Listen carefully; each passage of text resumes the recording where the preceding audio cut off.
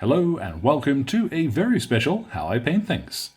Now what I've got whizzing around in front of me today are East German troops from the Cold War period, specifically around the mid-80s or so, and these are from the running Kickstarter from Flank March Miniatures. Now you've seen Flank March's work on the channel a couple of times before.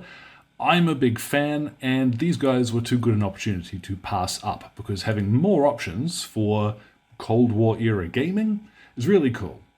So the method here is really getting models on the table quickly as opposed to perfectly. And I think you'll probably see straight away with the camo pattern missing there, but I will talk about that in a moment. There is a good reason for that. All of the paints for this one will be listed in the description below, the same as always. So let's get started. So to start off with, once you've got your fellas assembled, of course, we need to prime them. Now here it doesn't matter too much what you'd use. I have used here leather brown from the Vallejo spray cans, but you could just as easily use khaki, Xandri dust from Citadel, leather brown from the Army Painter. Just a middling brown for your primer here is going to work quite well. Now one thing that we're not going to do today is to actually paint the camo, and I want to touch on this before we get to the painting because it's kind of important. So what I'm going to do is pop up a photo really quickly. This is a nice, museum standard piece of kit. This is what would ideally have been issued to East German motor troops, and you can see the raindrop pattern, that Strichtarn, and it looks pretty good. Well, I'm not a huge fan, but that is what it's supposed to look like. But we'll pop that photo off, and then here's another of some border guards who are actually out in field conditions. We're probably 30-40 feet away from them, and it disappears. It's also a slightly different color, and that might have to do with conditions. They might be a little bit damp, and also towards the late 70s and into the 80s, there was a different cloth. It was a slightly more greenish khaki sort of color. So we've got a little bit of leeway, because as you can see, the moment it hits reality and the sort of ranges that we're going to be looking at these miniatures on the table, that raindrop pattern just isn't visible. Now you can paint it on. A small brush, a little bit of maybe German camo pale brown, that would be my pick for what color I'd use the stripes, and you can painstakingly paint on the stripe pattern if you really want. I'd suggest, given the photographic evidence, skip it. And that's what I am going to do for these guys. So for the base of the uniform, over all of our primer, what I'm going to apply is Flat Earth from Vallejo. Now this is actually not all that much different from the leather brown that I've used, so you can just use the primer straight away if you're using leather brown. But Flat Earth is a little bit less orange, and I think works quite well. Now that will take just a couple of seconds to do, and it's ideal if you're doing sort of 3 to 5 guys at a time here, because by the time you've finished your 5th fella, the first will be ready to have his next uniform color go on. Now what I'm going to use here, this is German Camo Beige, and this is really the predominant color of the uniform. But rather than using it neat, I'm going to bat it into a dry brush, but I don't want to get rid of all of it. We're actually going to overbrush the uniform, but quite roughly. So rather than aiming to completely cover the uniform, what I want to do is leave just a little bit of this dirty brown in the recesses. And if I end up with a rough finish like this, cool. I don't need it to be perfect. This is part of the reason why I'm using the wedge tip dry brush from the Army Painter, because it's actually super handy for getting into some of these places and leaving a slightly scrubby edge. And as you have less and less paint on your brush, you'll see you start getting kind of a textured finish to your base coat, and that's ideal. It's not a perfect representation of our Strichtarn, but it starts getting into that ballpark without having to do a lot of work. Obviously, we're not finished yet, but this will do just fine for our base coats.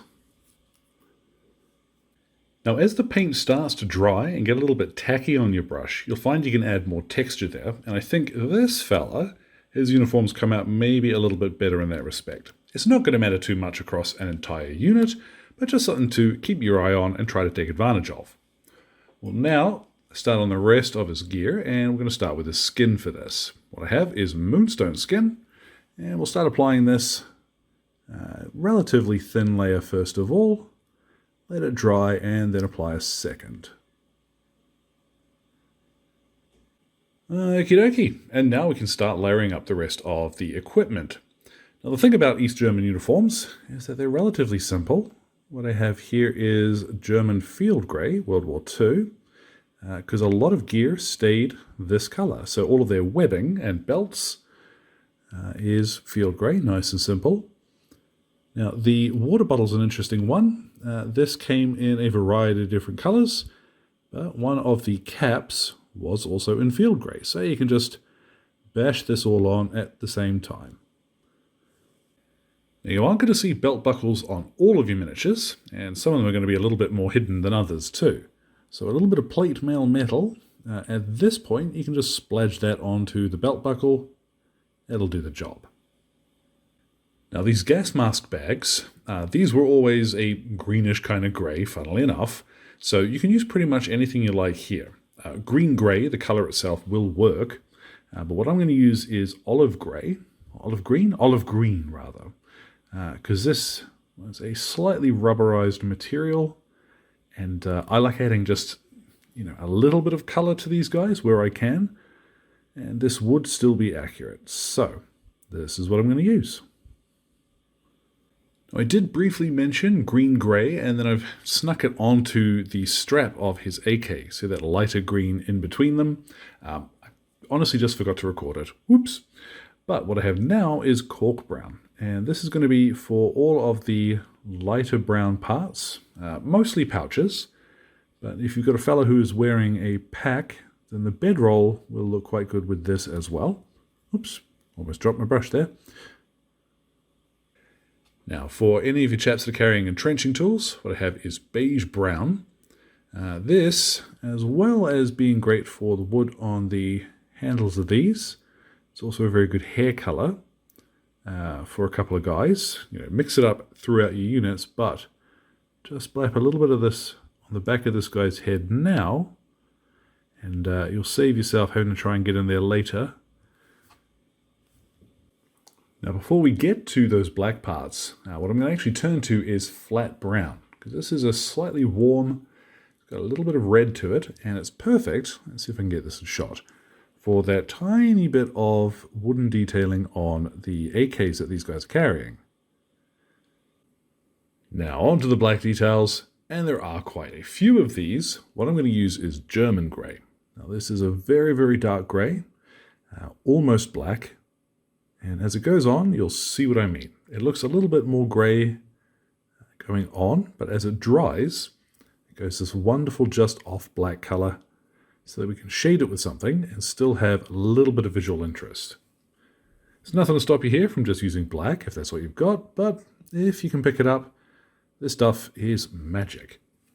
Now as well, quick note on the AKs. Let's get them in shot here, because a lot of this, of course, is going to be black, the folding stocks and what have you, and there were a lot of East German AKs that had the Bakelite magazines, so the orange ones.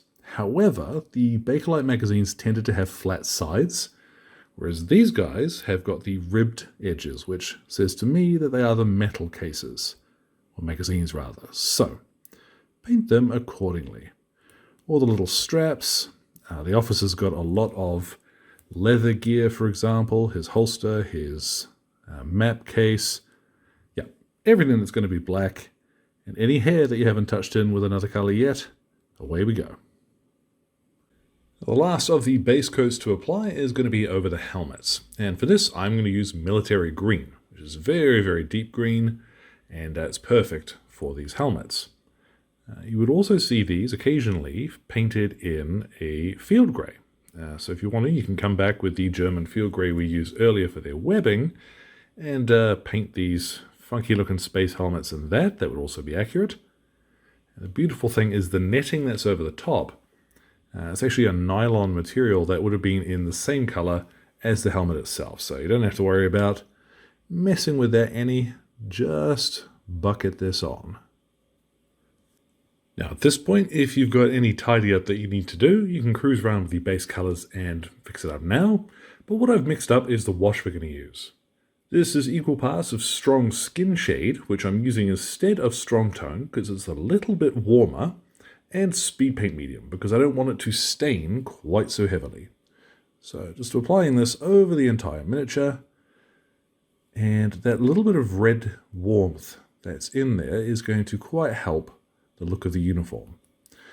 You don't want it to let it pool too heavily, so anywhere that you get big, big blob, just shift it around, poke it into the recesses, and yeah, we're going to cover the entire miniature in this, and pop it somewhere, hopefully warm and dry, to dry. Give it about half an hour for that. Once it has dried, you've got plenty of shading, and that little bit of texture that we actually added during our first stage, applying the German camo beige for the uniform rather, has worked quite well. What I'm going to do now though, and this is an optional step, but I think it's going to work well for your later, like I said, 80s period Motorschützen. I have here, this is military shade, and it's thinned down in the same way, half and half, with speed paint medium. This time, I'm going to apply it just over the uniform, not armor, concentrating to make sure it doesn't apply too thickly anywhere. You could use this neat and then it is going to look just green, but by thinning it down and applying it a little more carefully, we get that nice kind of khaki finish to the uniform. Don't worry too much if you do hit straps or what have you, mostly green anyway, but slow down as you approach his skin and that sort of thing. You'll see it is a fairly subtle shift to the green tint, but it is worth doing. You might want to experiment by shifting the amount of medium you've gotten there, maybe try it with a little less. Whatever you like the look of, have some fun with it. But because we have shaded our uniform twice, we can actually go back to the base color to highlight it. So I have here German camo beige, and I'm not going to do very much of this. Just a few little bits at corners and edges of areas of detail where I want to brighten things up, draw attention to the shape of things. So pocket squares and what have you.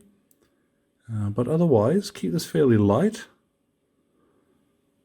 Now, skin's another good one to highlight to add a little bit of life to your figures. So what I have is barbarian flesh. And I'm just going to pick out a few bits like nose, these rather pronounced cheekbones, just enough to give them a little bit more life and presence. And the wonderful thing about how these are sculpted is that for some areas like on hands and what have you, it's super obvious where your highlights are going to do the most work. If you want to take that further, just the tiniest bit of thinned down Dorado skin on the nose and on the back of his knuckles. You don't want very much of this at all because it will make them look super pale really, really quickly. But on hands and stuff like that, just to accentuate, that will work a treat. So what I'm going to do now is take this fella outside, hit him with a matte varnish. Today I'm going to use the Colorforge matte varnish spray. So one last thing I've got here is a tiny, tiny dry brush, and I'm just popping a little bit of the German field grey over the top of the netting. While it isn't technically 100% accurate, it just looks so much more interesting having it not be a completely flat colour. And importantly, once your varnish is actually on the miniature, you've changed the surface of it, which means this step will work. What I have is a 2B pencil, or is this a B? This is a B, it's not 2B. And I wish I was joking, but I've genuinely forgotten. The idea here is just lightly buff along the edge of the metallic parts with some of the graphite from the pencil, and you get a super quick scuffed metal finish over that varnished German grey. So, just like that, the AKs are done. So what I'm going to do now is to go ahead and finish off the bases. I'm going to use Kodama Woods from Kraut Cover for that one. And then we'll get a look at what they look like when they're all finished. So let's get them up on the spinny thing. And so, there at last, our East Germans are complete. And they're really quick to do. I think you could even skip some of the highlights. I have gone a little bit further than I probably would for an army of my own guys. But in saying that, you could also take it further. There's a few highlights like on things like the packs, leather equipment, which would look pretty cool, but, there is a law of diminishing returns, I think, when you start painting Motorschützen companies and Motostrelki and stuff like that. You don't want to spend all of your time on bulk infantry, so getting these guys done as quickly as possible, bonus. So thanks again goes to Stefan for letting me have these guys a little bit ahead of schedule. I have gone all in on the Kickstarter because I want the rest, and I really like to see the work at Flank March continue. So really cool thing to support if you have got a printer, and I know that the Americans are coming soon to white metal as well. So keep your eyes on the Flank March website for more information. Thanks as well goes to Exit 23 Games for the light and sound equipment, as well as all of my wonderful patrons who are keeping me ticking in paints and glue, and very importantly, resin, which includes, of course, my gorgeous producers who are showing up on screen now. Thank you very much for your support, folks. Now, any questions or anything, feel free to drop them in the old comment box below. My Blue Sky and Instagram are both linked there too. So thank you for your time, one and all, and you all enjoy the rest of your day.